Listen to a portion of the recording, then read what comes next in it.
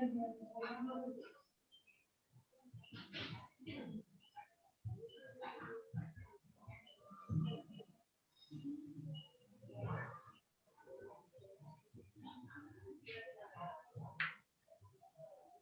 वो भी चालू अच्छा रहना तो ठीक है, वो भी चालू कर दो।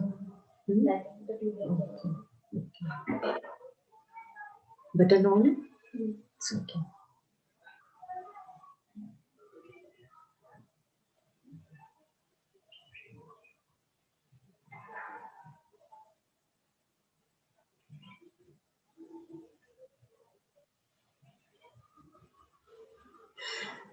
Shall we start, ma'am?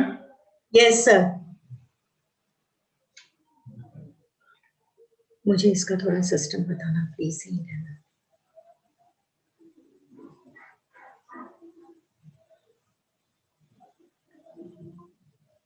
Namaskar. Good morning to one and all.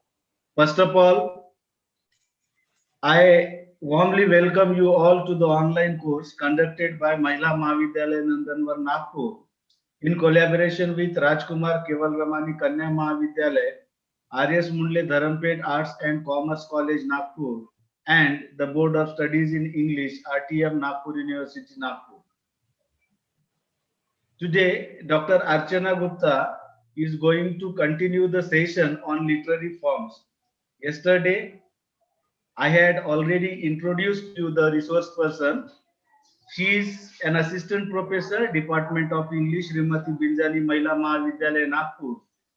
So, without wasting time, may I invite Dr. Archana Gupta to carry out the session. Dr. Archana Gupta, ma'am, over to you. Thank you, sir. Thank you very much. So, dear students, welcome to the part 2 of Forms of Drama. Today, we will study the rest of the forms of drama.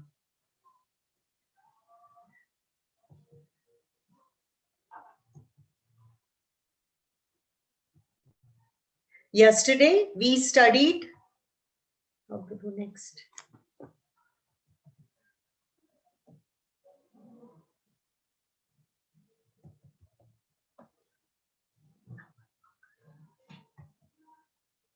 Yesterday, we studied 4 forms, and today we'll study the rest of the forms. So learning objectives are the same as they were yesterday.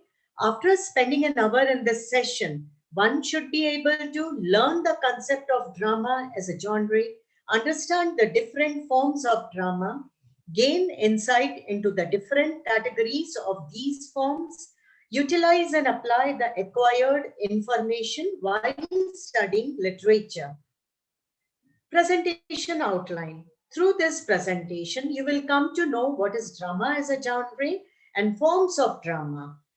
In the previous session, we studied tragedy, comedy, tragicomedy, farce, and melodrama. And in this session, we will study problem play, chronicle play, poetic drama, and absurd drama. And I hope you all students are ready to learn and relearn. Let's recapitulate. Drama. Drama in literature refers to the performance of written dialogue and stage action.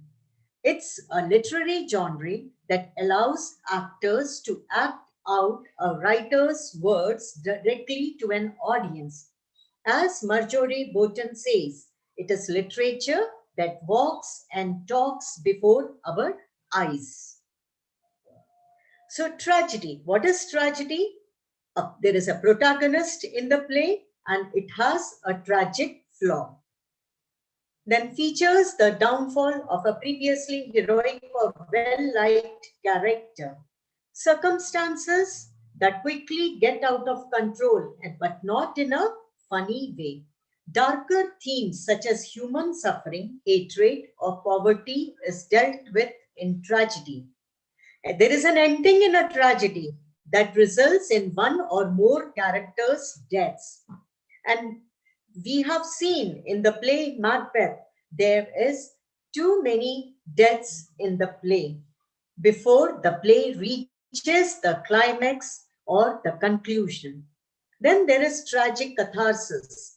The atmosphere of tragedy is sober and serious. Comedy. Comedy is a type of dramatic work that leads with the light side of life and aims at evoking the laughter of the audience. In comedy, the fortune of the characters may be unkind for some time, but all becomes right in the end. The purpose of comedy is to refine the manners. The atmosphere of comedy is mirthful and light. Then we study tragicomedy.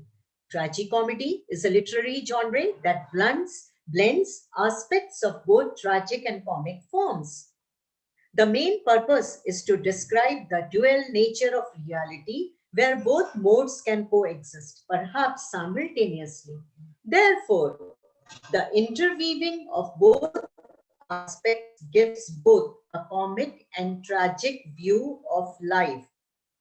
There is mingling of upper and lower class characters. As we have seen in the tragedy, the characters are all upper class. And in comedy, the characters belong to the lower section of the society, lower class of the society. And in tragic comedy, there are characters from upper class as well as from lower class. Mostly, the characters are exaggerated. It is often incorporated with jokes throughout the story to lighten the tone. Then farce. Farce is an exaggerated form of comedy. Its aim is merely to provoke hearty laughter, and to do this, it employs absurd characters, situations, and dialogue. Farce is a lowbrow comedy. It is a lively caricature and not an actual representation of things. It belongs to the realm of nonsense in which the characters are free from everyday cares and restraints. There are several surprises and disclosure in a farce. The plot is complex and intricate. And then lastly, we studied melodrama. Just as farce is exaggerated form of comedy, melodrama is exaggerated form of tragedy. A melodrama has sensational themes and plots full of conspiracy. It has violence, murder, abductions, fire, drowning, etc. The language is overwrought and full of heightened emotion. Intense emotions and exaggerated gestures are common in melodrama. Let's come to the today's session wherein we will be studying Chronicle play first. Now, the term chronicle play is often used to describe plays dealing with historical facts rather than with legends, myths, or fictitious events. Such plays are also known as history plays. So, in a simple way, we can understand chronicle play is a history play in which history is recorded dramatically.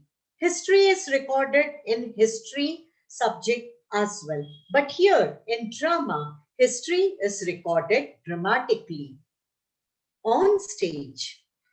A chronicle is a historical account of events, real or imagined, that are told in chronological order. Chronological order meaning first to last as they occur in timeline.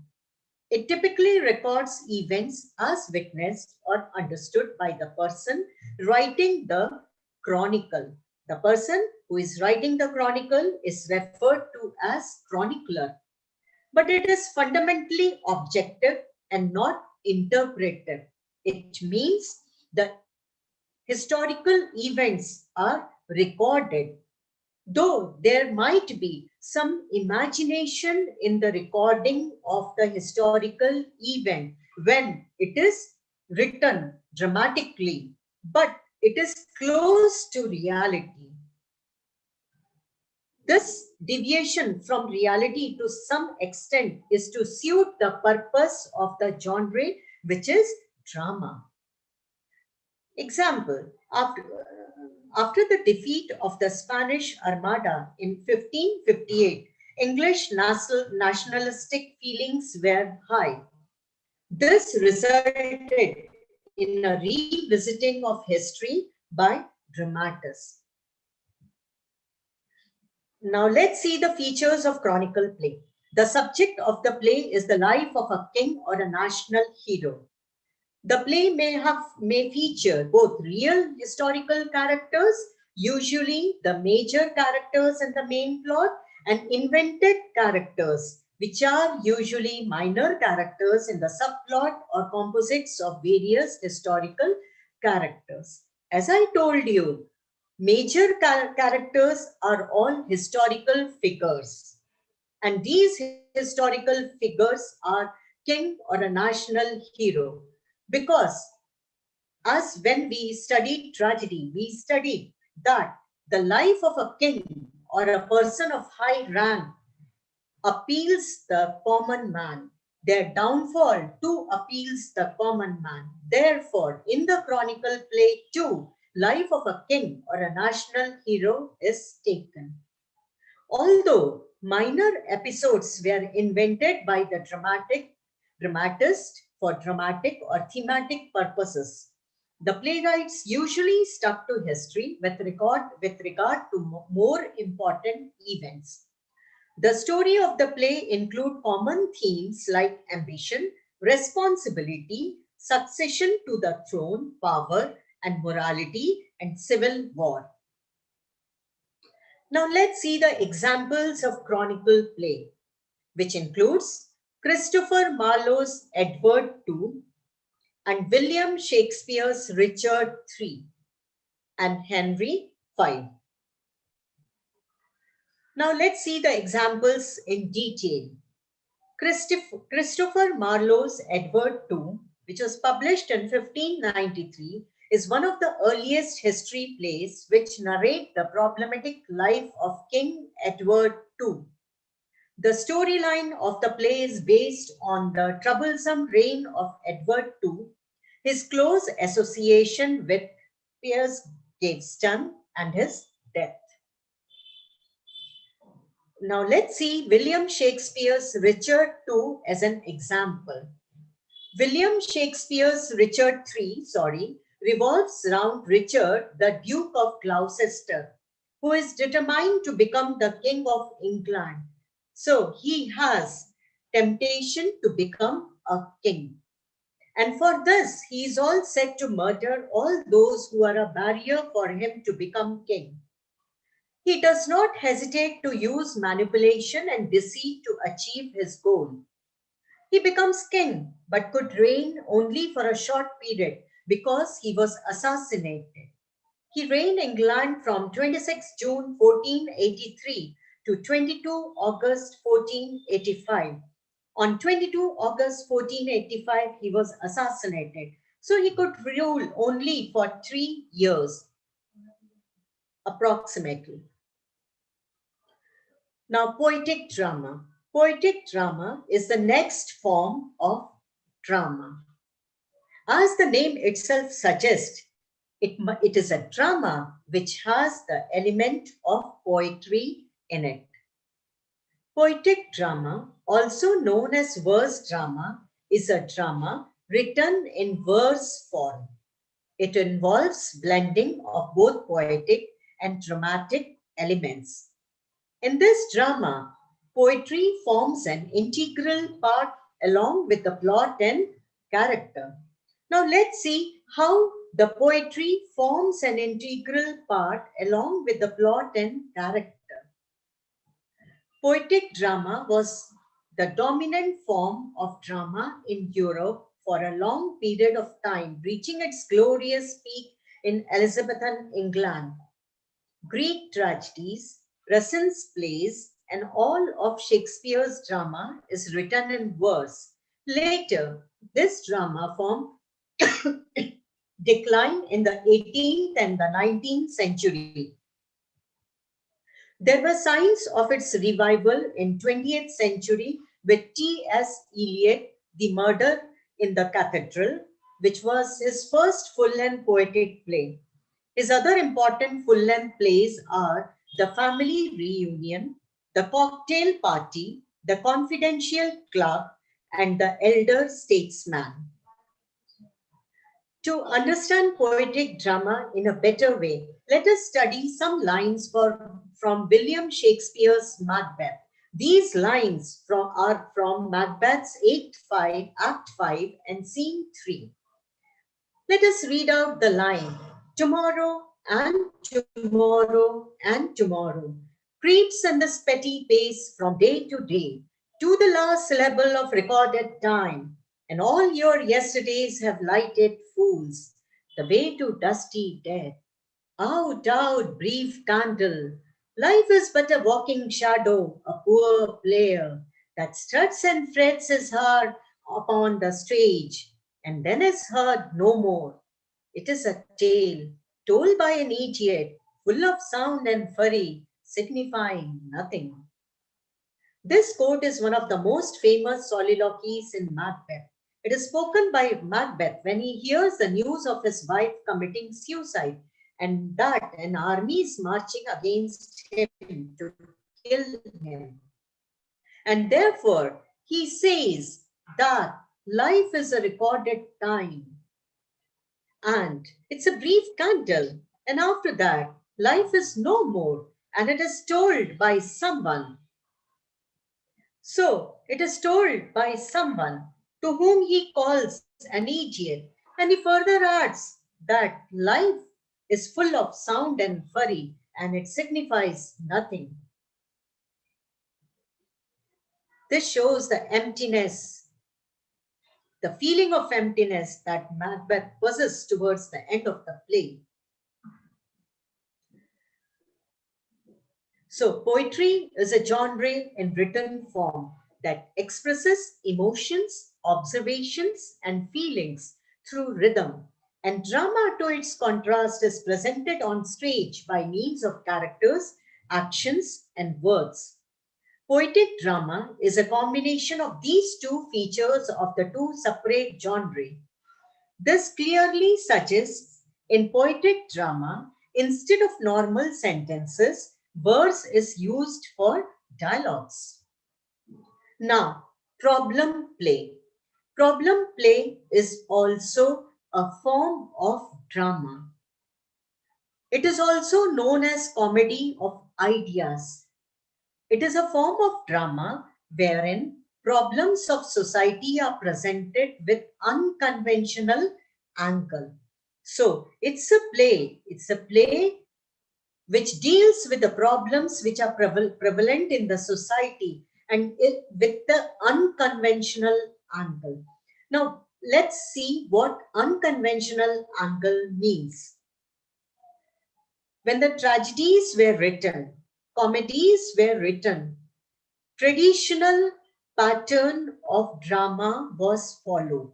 The convention of drama was followed. There were the observance of three unities of time, which were unity of time, unity of place, and unity of action. And there was a set rule which was observed while writing a tragedy. But while writing a problem play, these rules were not at all followed. These rules, which were laid by the Greek, by the Aristotles, were not at all observed. This form developed in the 19th century in France. So the origin of problem play is not old, it's of recent origin. And the outstanding example of problem play is A Doll's House by Henrik Ibsen. The play highlights the lack of social opportunities for women in society. The then society did not give equal opportunity to men and women. Women were deprived of many rights. Even in the family, they were not considered to be equal at men.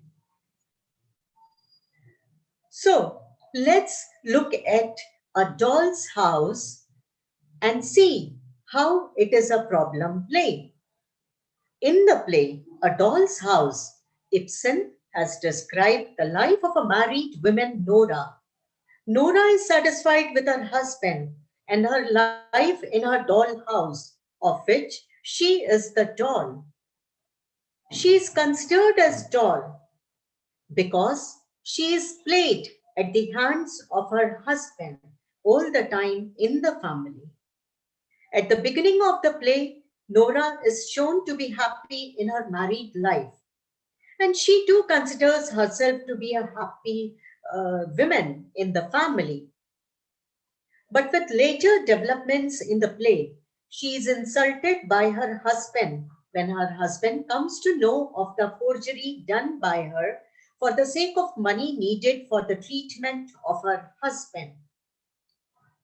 Her husband was sick and he immediately needed the attention of the doctor.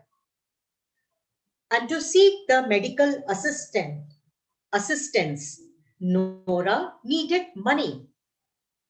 And for this money, she does some forgery. Her husband is unaware of the forgery done by Nora. Though the matter of forgery is solved later, but Nora decides to leave the house of her husband to explore her identity and to understand herself. This feeling she possesses because at this instance of her life, she realizes that she was a doll in the house of her father and she is a doll in the house of her husband. She does not have any individuality. She is used in the way and as and when she is required by the patriarch of the family, her husband. So she decides to leave, and to leave the house is a pretty bold decision of Nora in the society, which does not give women powers equal to men. The play became a great sensation then. The sensation because a woman who is supposed to be under the umbrella of a patriarch leaves the umbrella and comes out of that umbrella to find her own identity, to have her own existence. And this was unacceptable to the society of that time. And therefore, this outrage controversy in the society, this controversy was even published in the newspapers. With this, we can assume the height of the controversy. Some other examples of problem play are by Ibsen, his Ghosts and an Enemy of the People. Inspired by Ibsen, English playwright George Bernard Shaw wrote many problem plays. One is Mrs. Warren's Profession, which talks about prostitution. So, all the issues of women and women related issues were not discussed, were not talked about at that time. And these playwrights discussed women issues. Not only they discussed, they projected a bold and a modern women in their writings, which created controversy in the society. Now let's see the features of the problem play. The main features of problem play are the problem play deals with contemporary social issues. The theatre is used by the dramatist as a platform for social, political, moral discussions. The playwright intends to sensitize the audience towards the issues depicted. The characters in the play typically represent conflicting points of view. The dramatist often exhibits his own point of view through one or more of the characters. The mode of presentation is realistic.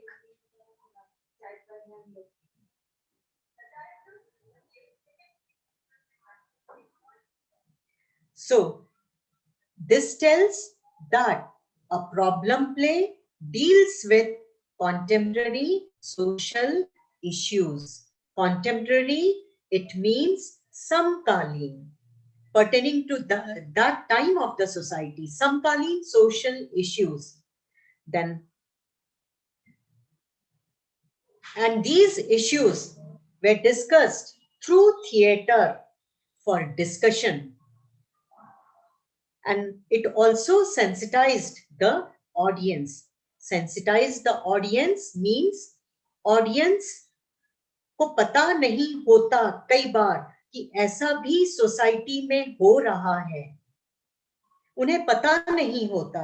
Drama के माध्यम से उन्हें पता लगता है कि समाज में ऐसा कुछ भी हो रहा है, या उन्हें पता भी होता है कि समाज में कुछ इल्स हैं, कुछ इश्यूज हैं, लेकिन उसके तरफ वो अपनी आंखें बंद किए होते हैं। लेकिन इन प्लेराइट्स, प्रॉब्लम प्ले के प्लेराइट्स के ड्रामा के माध्यम से उन्हें इन इश्यूज के तरफ अपनी आंखों को खोलना पड़ा और उन इश्यूज पर विचार चर्चा करनी पड़ी। और यहाँ पर न केवल चर्चा हुई, बल्कि आगे कुछ लोगों ने इस पर भी विचार किया कि इन इश्यूज को सोसाइटी से कैसे इराडिकेट करें। अगर उन्हें इराडिकेट न भी कर सके तो कम से कम इन इश्यूज की तीव्रता को कम कैसे करें, जिससे पीड़ित वर्ग थोड़ा कम परेशान हो। और जो कैरेक्टर्स हैं वो conflicting points of view present करते थे। ये तो सामान्य सी बात है, अगर किसी इश्यू पर जो कि एक सीरियस मैटर है उस पर अगर चर्चा हो रही है तो जाहिर सी बात है कि कॉन्फ्लिक्ट्स होंगे, क्योंकि कुछ लोग ये मानेंगे कि इन इश्यूज को समाज में रहना चाहिए या ये ठीक है, उनके लिए ये इश्यूज नहीं है। अगर women subjugated section of society है तो ये सही है, इसमें कोई गलत नहीं है, ऐसा कुछ लोग सोचेंगे। लेकिन कुछ लोग ऐसा भी सोचेंगे कि उनका जो सब्जुकेशन है वो सही नहीं है, उनको इक्वल दर्जा मिलना चाहिए। तो यहाँ पे कॉन्फ्लिक्ट आया और यही कॉन्फ्लिक्ट स्टेज में भी रिप्रेजेंट हुआ है। The dramatist often exhibits his own point of view through one or more of the characters. यहाँ पर एक चीज और विशेष है कि प्रॉब्लम प्ले में ड्रामेटिस्ट अपना व्यू पॉइंट भी कैरेक्टर के माध्यम से रखे हैं कई बार, और इन ड्रामास का प्रेजेंटेशन रियलिस्टिक होता है। रियलिस्टिक एक्सेजरेशन या नहीं होता, रियल होता है। नाउ प्रॉब्लम प्ले में थोड़ा सा वेरिएशन भी रहा है। A variation of the problem play is the discussion play. Instead of incorporating the theme into the plot, the playwright makes his character discuss the social issue on stage in the form of extended debates. An example of this variation form is Bernard Shaw's Miscellaneous. Now, variation हमने पिछले उसमें भी slide में भी देखा कि problem play के दरमियान डिस्कशंस भी हुए, तो ये डिस्कशन के रूप में भी प्ले लिखे जाने लगे, जिसमें थीम नहीं होता था, बल्कि थीम की बजाय डिस्कशंस ज्यादा होते थे किसी भी इश्यू को लेके, जिससे ऑडियंस की सोच समझ को एक्सपांड किया जाए, विकसित किया जाए। Now coming to the last form of drama, and it is absurd drama. Absurd drama, to begin with, let's see the meaning of the word absurd. What absurd means? Merriam-Webster dictionary defines the word absurd as ridiculously unreasonable, unsound, Inappropriate, unreasonable, it means जिसमें कोई तर्क नहीं है, जो inappropriate है, सही नहीं लगता है, जिसमें कोई तर्क नहीं है, जो अनसाउंड है, जिसका कोई वैलिड वजह नहीं है, जैसे कि एब्सर्ड आर्ग्यूमेंट, बेवजह का आर्ग्यूमेंट, जिसका कोई सिर पैर नहीं है, जिसका कोई तर्क नहीं है, या तो फिर उसका ये भी मतलब होता है एक्सट्रीमली सिली और रिडिक्यूलस। एक्सट्रीमली सिली, बेवकूफों की तरह का, रिडिक्यूलस, हंसी के लायक है, कोई रैशनल नहीं है, कोई उसमें वजह नहीं है, कोई उसमें लॉजिक नहीं है, कोई उसमें सेंस नहीं है, कोई उसमें ऑर्डर नहीं है, मीनिंगलेस है। ये मीनिंग, ये मतलब है, ये मायने हैं एब्सर्ड वर्ड के। Absurd word, what it means? It means which has no reason, which is unsound, which is ridiculous, which is silly, which has no value, which has no lack of order. So, यहां से आप समझ सकते हो कि absurd drama में क्या होगा। एब्सर्ड ड्रामा में एब्सर्डिटी होगी, कोई रीजन नहीं होगा, कोई लॉजिक नहीं होगा, कोई ऑर्डर नहीं होगा, कोई वैल्यू नहीं होगी, सिर्फ और सिर्फ एब्सर्डिटी होगी। So let's see the meaning and definition and explanation of absurd drama. With reference to drama, the dictionary gives the definition of the word absurd as the state or condition in which human beings exist in an irrational and meaningless universe, and in which human life has no ultimate meaning. Therefore, the definition of absurd drama is the drama that seeks to represent the absurdity of human existence in a meaningless universe by bizarre or fantastic means. यहाँ पे इसके ये मतलब होते हैं कि absurd drama में ऐसी सिचुएशन होती है, ऐसी कंडीशन होती है कि ह्यूमन बीइंग्स को लगता है कि उनका एग्जिस्टेंस इरेशनल है, जिसके कोई मतलब नहीं है, उनकी लाइफ का कोई मीनिंग नहीं है और उनकी लाइफ एब्सर्ड है, और इसको वो फैंटास्टिक या बाइजर मीन्स के माध्यम से बताया गया है। फैंटास्टिक या बाइजर मतलब ऐसे माध्यमों से बताया गया है, इस तरीके से बताया गया है कि वो तरीका एब्सर्ड होता है, कि वो तरीका यकीन नहीं कराता है कि ऐसा भी हो सकता है। और ये बात आप आगे एग्जाम्पल में और अच्छे से समझेंगे। It is a drama in which standard or naturalistic conventions of plot, characterization, and thematic structure are ignored or distorted in order to convey the irrational or fictitious nature of reality and the essential isolation of humanity in a meaningless world. So, यहाँ पर कौन कौन सी बातें आती हैं? ये drama, absurd drama, इसमें कोई नेचुरलिस्टिक कन्वेंशन नहीं है, ठीक है। कैरेक्टराइजेशन, थीम, स्ट्रक्चर सभी डिस्टॉर्टेड हैं। इसमें फिक्टिशियस नेचर है। फिक्टिशियस मतलब इमेजिनेशन बहुत है, रियलिटी कम है, ह्यूमैनिटी से इसका क्लोजनेस नहीं है। ह्यूमैनिटी मतलब मानवता, मानवता से इसका क्लोजनेस बहुत कम है। इमेजिनेशन वाली दुनिया में पहुंचाने वाला है एब्सर्ड ड्रामा। आगे और डेफिनेशन है, a form of drama that emphasizes the absurdity of an existence of employing disjointed, repetitious, and meaningless dialogue, purposelessness, and confusing situations and plots that lack realistic or logical development.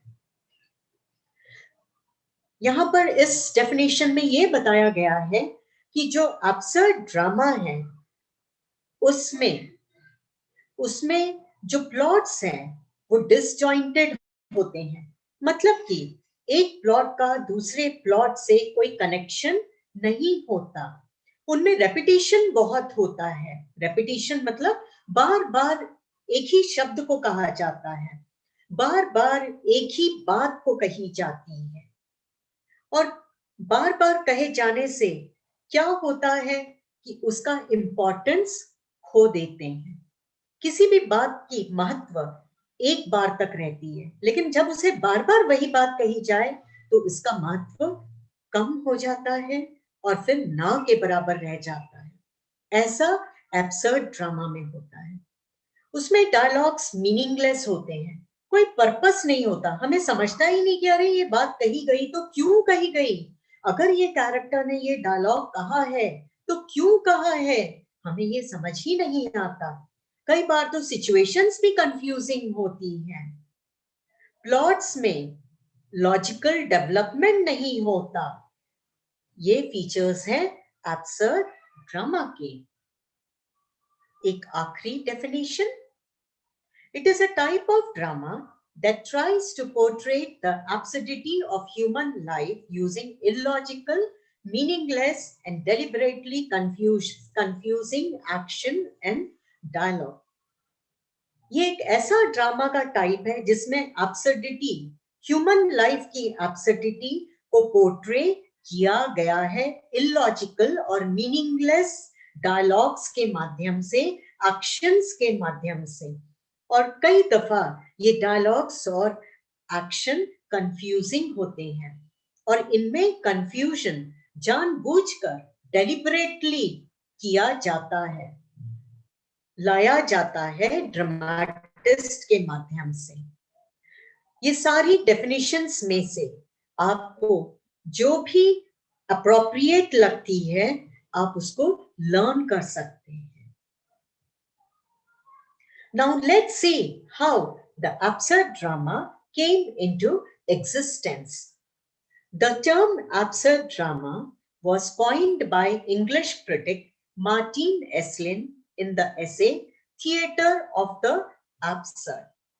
तो absurd drama जो है, ये term जो है absurd drama, ये सबसे पहले इसका नामकरण किया था इंग्लिश क्रिटिक मार्टिन एस्लिन ने उनके ऐसे के माध्यम से।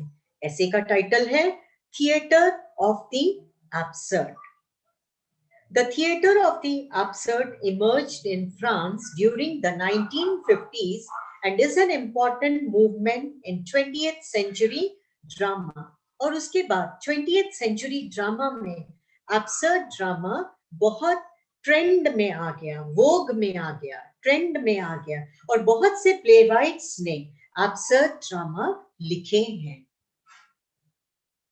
The term absurd drama is applied to the work of certain dramatists who were active in the 1950s. These were Samuel Beckett, Arthur Adamo, Eugene Ionesco, Jean Genet, Harold Pinter. This form of drama is based on the 20th century ideas like existentialism, which looked upon man as an isolated creature in a world that had no inherent value or meaning. This absurd drama, ये vogue में आया, ये trend में आया 20th century में। और ये जो बेस्ड था, absurd ड्रामा जो बेस्ड था वो एग्जिस्टेंशियलिज्म पर बेस्ड था।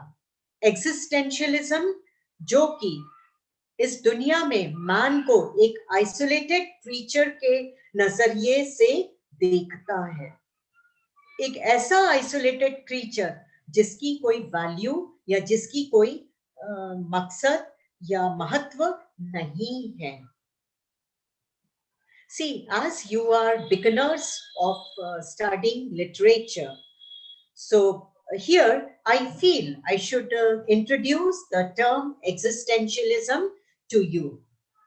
Existentialism is a movement in literature that emphasizes individual existence, freedom, and choice. It focuses on the question of human existence and the feeling that there is no purpose or explanation at the core of existence. So, existentialism क्या है? It's a movement in literature.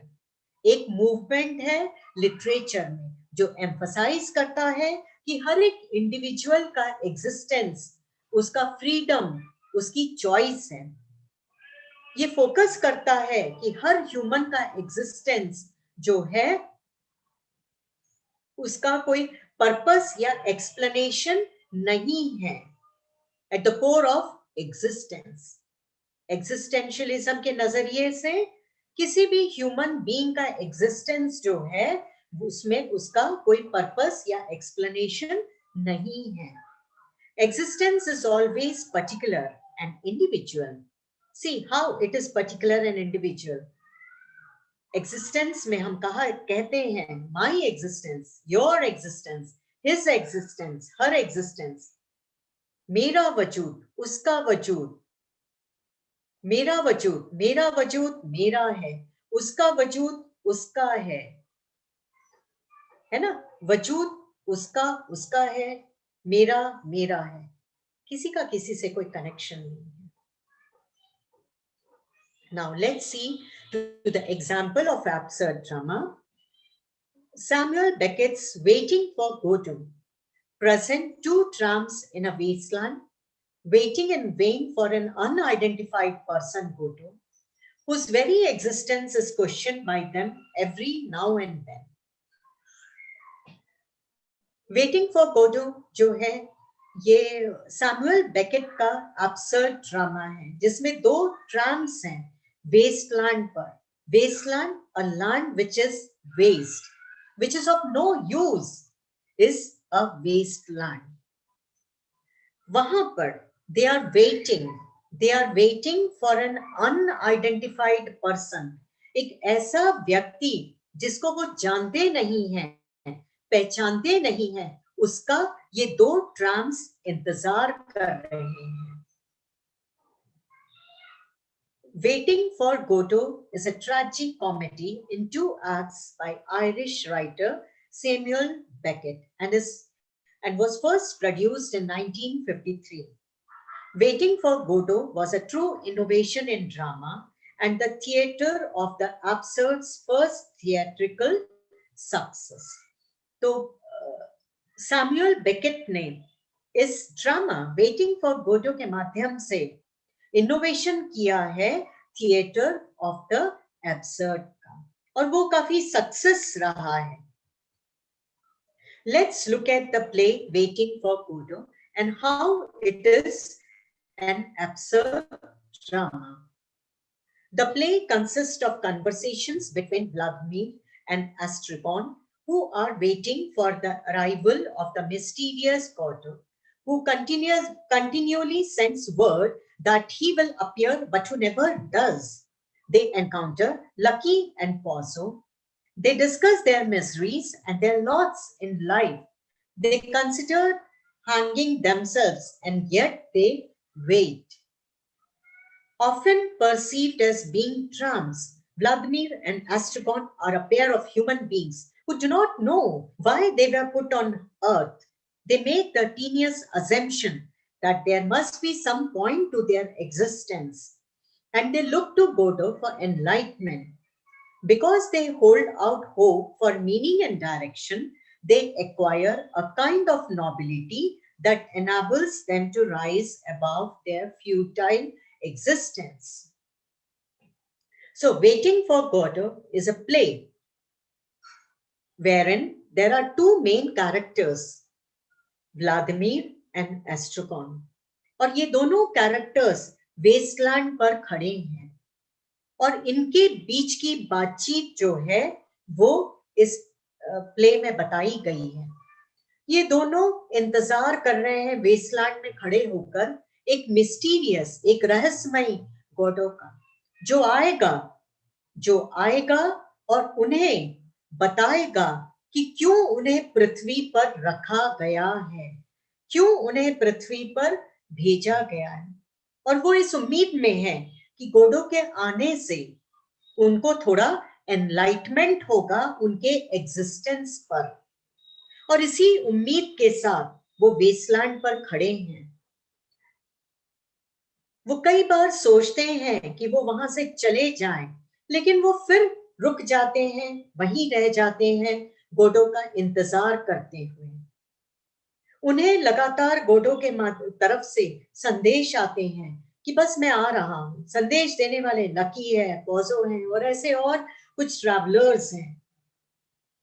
लेकिन play के शुरू से अंत तक Godot आता ही नहीं है और व्लादिमीर और एस्ट्रोगॉन इंतजार करते रहते हैं एनलाइटमेंट का, इंतजार करते रहते हैं कि उन्हें उनके जीवन का महत्व बताया जाएगा, उनके अस्तित्व का, एग्जिस्टेंस का महत्व बताया जाएगा। उन्हें बताया जाएगा कि वो क्यों इस पृथ्वी पर आए हैं और फिर उन्हें उनके जीवन में एक नई दिशा मिलेगी। लेकिन शुरू से अंत तक ये इंतजार ही रहता है और बिना गॉडोट के आए ये प्ले खत्म होता है। तो ये अब्सर्ड ड्रामा का एक एग्जाम्पल है। ये एक इमेज है वेटिंग फॉर गॉडो ड्रामा से ली गई है। Now let's look at the features of absurd drama. As Eslin has pointed out, absurd drama expects the viewer to draw his own conclusions and make his own errors. Therefore, absurd drama has its own features. जैसा कि एस्लिन ने point out किया है, absurd drama जो है वो viewers को अपना खुद का कंक्लूजन ड्रॉ करने के लिए खुली छूट देता है। इसीलिए ये जो प्रकार का ड्रामा है इसके अपने कुछ विशेष फीचर्स हैं जो इस प्रकार से हैं। Absurd drama represents the disorientation of living in an unfriendly and hostile universe. इसमें जो कैरेक्टर्स हैं वो इस यूनिवर्स को हॉस्टाइल समझते हैं। वो समझते हैं कि यूनिवर्स उनके लिए अनफ्रेंडली है और वो इस यूनिवर्स से डिसओरिएंट हो जाते हैं। इन यूनिवर्स से वो विमुखी हो जाते हैं। एब्सर्ड ड्रामा में ये बताया जाता है। It is a theater of situation as against a theater of sequential events. इसमें events नहीं होते एक के बाद एक, इसमें situation का महत्व है। The action in an absurd drama does not tell a story, but presents a pattern of images designed to reflect the perplexity of man's existence in an incomprehensible world. Absurd drama में action जो है वो कोई story नहीं बताता, बल्कि images आते हैं। इमेजेस ऐसे डिजाइन किए गए हैं जो एक मैन के एग्जिस्टेंस को दिखाते हैं और दिखाने का ढंग भी ऐसा होता है कि हम उसको देखकर परप्लेक्स होते हैं, समझ नहीं पाते, कंफ्यूज होते हैं। ये इमेजेस हमारे लिए incomprehensible होती हैं। There is no plot or story in the traditional sense in such plays. They lack formal logic and conventional structure. Absurd drama in a true sense is not a conventional drama. Conventional drama which follows the three unities of time, place and action and in which plots and actions are coherent. In dramas में ऐसा कोई convention नहीं होता, उसमें कोई logic भी नहीं होता। The plays often depict the emptiness and nothingness of life. In plays में generally life की emptiness, खालीपन और कुछ वजह न होना बताया जाता है। For example, Beckett's Waiting for Godot revolves around the non-appearance of a character named God. इसका पूरे उस प्ले में इंतजार है व्लादिमीर और एस्ट्रागॉन को, लेकिन अंत तक ये कैरेक्टर अपीयर ही नहीं होता. Then in UNESCO's The Chair, an old man and old woman, apparently the last two human beings on earth, arrange chairs to seat everyone. They are expecting a speaker who turns out to be a deaf mute. UNESCO notes that the last decisive moment of the play should be the expression of absence. एक और example के माध्यम से absurd drama का feature यहाँ पर बताने का प्रयास किया गया है. यूनेस्को का प्ले द चेयर है. ये एक एब्सर्ड ड्रामा है. इसमें एक ओल्ड मैन और एक ओल्ड विमेन वो लास्ट तक इंतजार कर रहे हैं, और उससे पहले ये बात मायने रखती है कि इसमें इस प्ले में बताया गया है कि ये जो ओल्ड मैन है, ओल्ड विमेन है, ये लास्ट ह्यूमन बीइंग्स हैं ऑन अर्थ. और फिर भी ये लास्ट टू ह्यूमन बीइंग्स हैं, फिर भी ये चेयर्स अरेंज कर रहे हैं सबके बैठने के लिए. क्यों? क्योंकि वो लोग एक्सपेक्ट कर रहे हैं कि एक स्पीकर आने वाला है, एक ऐसा स्पीकर जो खुद डेफ है और म्यूट है, एक ऐसा स्पीकर जो सुन नहीं सकता है और बोल नहीं सकता है. And he is a speaker. UNESCO notes that in play में the last decisive moment of the play should be the expression of absence. जैसा कि हमने जाना है, ऑडियंस खुद डिसाइड करेंगे क्या होना चाहिए और क्या नहीं होना चाहिए. Further features: there is no plot or story in the traditional sense in such plays. They lack formal logic and conventional structure. I think I have explained this. The dialogue is pointless and at times funny. Absurdists revel in making use of technological jargon, cliches, triteness, and baby talk. Mere prattle is employed to reveal the futility of communication. Now, coming to the dialogues in the absurd drama. The dialogues are pointless and at times funny. Pointless मतलब वो किसी भी बात की तरफ point नहीं करते ना, और फनी होते हैं. Absurdists, the one who writes absurd drama, absurdists revel in making use of technological jargon, cliches, triteness, and baby talk. मतलब ये कि वो बेबी टॉक को भी यूज करते हैं. उनके जो डायलॉग्स होते हैं वो ट्राइट होते हैं, मतलब कि वो डल होते हैं, अनओरिजिनल होते हैं, उनमें क्लिशेस होते हैं. क्लिशेस क्या है हम पहले समझ लेते हैं. क्लिशेस का मतलब होता है एक ऐसा इमेज और आइडिया जिसका बार बार इस्तेमाल होता है, रेपिटेटिव यूज होता है, और रेपिटेटिव यूज होने की वजह से उसकी क्रिएटिविटी जो है वो चली जाती है, अनक्रिएटिव हो जाता है. और क्लिशेस का राइटिंग में यूज करना एक बैड क्रिएटिव राइटिंग होती है. Even while we are speaking उस समय भी क्लिशेस का उपयोग नहीं करना चाहिए, क्योंकि अगर आप एक ही वर्ड को, एक ही थॉट को बार बार कहोगे तो you will lose your importance. पर अब्सर्ड ड्रामा में ये सब यूज होता है. ट्राइटनेस, वो डल होते हैं, उनमें बेबी टॉक होता है, उनमें क्लिशेस होता है, उनमें प्रैटल होता है. प्रैटल मतलब ब्ला ब्ला करना, क्लियरली बोलना नहीं, शब्द खुलकर पूरे पूरे बोलना नहीं. और ये सब बातें ये जताती हैं कि कम्युनिकेशन जो है वो डायलॉग में जो कम्युनिकेशन है वो फ्यूटाइल है। फ्यूटाइल मतलब उसका कोई उपयोग या उसका कोई महत्व नहीं है। Harold Pinter, a dramatist, has often used ellipses or dashes for important parts of dialogue. To elucidate the point, here are the lines from his play, The Caretaker. Aston and Davis are two characters in the play, The Caretaker. Let's look at these dialogues. Aston, more or less exactly what you dot dot dot.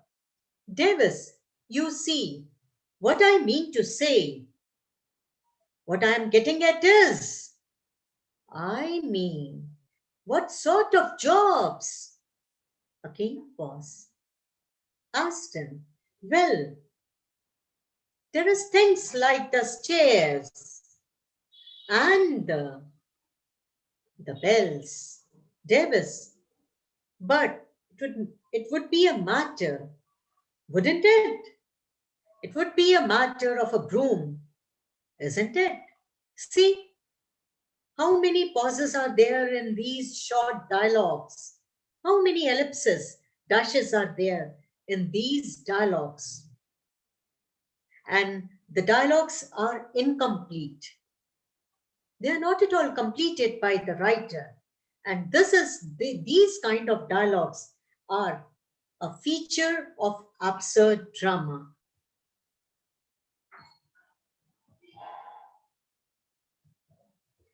Now, the last feature of absurd drama, slapstick is often a part of absurd drama. Let's see what slapstick is. It is a style of humor involving exaggerated physical activity that exceeds the boundaries of normal physical comedy. Slapstick may involve both intentional violence and violence by mishap, often resulting from inept use of props such as saws and ladders. So slapstick क्या है? Humour, एक humour का style है. It is a style of humour जिसमें physical activity का exaggeration है. किसका exaggeration है? फिजिकल एक्टिविटी का. इतना एग्जेजरेशन है कि वो नॉर्मल फिजिकल कॉमेडी की बाउंड्री को पार कर देता है. और it may involve violence also. ये वायलेंस इंटेंशनल भी हो सकता है, जानबूझकर किया गया भी हो सकता है, और मिसहैप भी हो सकता है, अनजाने में भी हो सकता है वायलेंस. जैसे कि प्रॉप्स, ड्रामा में प्रॉप्स यूज होते हैं, है ना, उन प्रॉप्स का मिसयूज होना या गलत यूज होना और उससे स्लैपस्टिक का आना. Now, with this, we finish with the section 4 of your syllabus, a part of section 4 of your syllabus, which is forms of drama or dramatic types. The second part of section 4 is literary terms. Let us look at the pattern of questions that can be asked in your university examination. In the university pattern of question paper, section 4 carries 20 marks. And these 20 marks will be divided thus. Question number 4A, 3 short answer questions out of 5 based on literary forms to be attempted in about 50 words each. And marks distribution will be as follows. Each question will carry 3 marks, 5 marks, and multiplied by 3 is 15 marks. And question number 4B, it's 4B, you omit 4, that A in the bracket. 5 literary terms to be attempted out of 7. And marks distribution will be 1 mark for each literary term. So total of 5 marks. So this shows that for on section 4, you have 20 marks. And of these 20 marks, 15 marks are based on short answer questions from dramatic types or literary forms of drama. And 5 marks are based on literary terms. I hope you must be getting an idea of the pattern of question that will be asked in your examination. Now, sample questions. It may be write short note on any of the dramatic types, any of the form of drama you have studied, like tragedy, comedy, tragicomedy, melodrama, farce, problem play, poetic play, absurd drama. It can be explain the term tragedy, comedy, melodrama, tragicomedy, problem play, absurd drama, poetic drama. It can be any of the following, any of the dramatic form you have studied.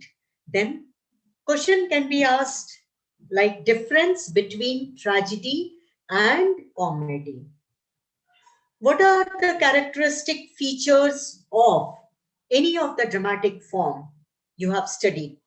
With every dramatic form, we have studied characteristic features also. So you will be expected to write the characteristic features of the dramatic form that has been asked. Now let me tell you one thing here, that while you will be writing characteristic features, it is not that you have to write only the characteristic features. You have to give an introduction of the dramatic form. For instance, the question is, what are the characteristic features of a tragedy? So how you will answer? You will begin with your answer with what tragedy is. You will mention that, what it means for a play to be a tragic play. You will give the definition of tragedy. You will give the example of tragic plays and the writers of tragic plays. And then you will mention the characteristic features of tragedy one by one. And this is how you will attempt the question on characteristic features. In the similar way, you can write the answer for the question. Write a short note on salient features of a tragedy or a comedy or a tragidrama, tragicomedy, melodrama, farce. It may be any one of the types you have studied.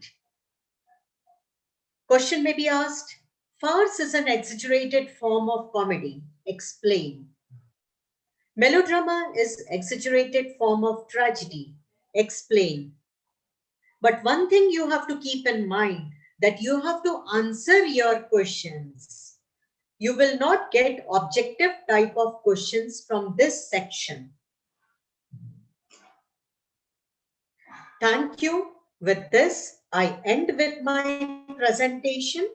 Thank you, all my dear students, and I hope and expect that you must have got an idea of what the dramatic types and forms are. Thank you very much.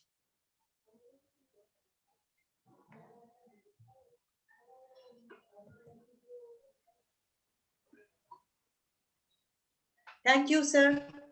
Thank you, Thank you, madam. my dear students. Thank you, ma'am.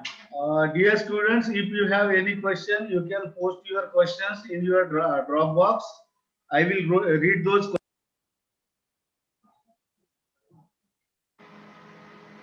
You can drop your questions on YouTube. I will read and madam will answer.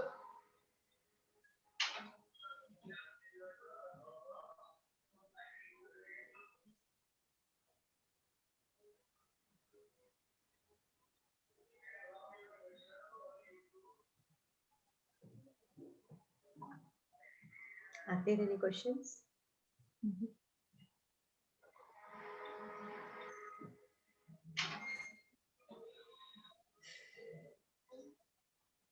I think no question. Fine.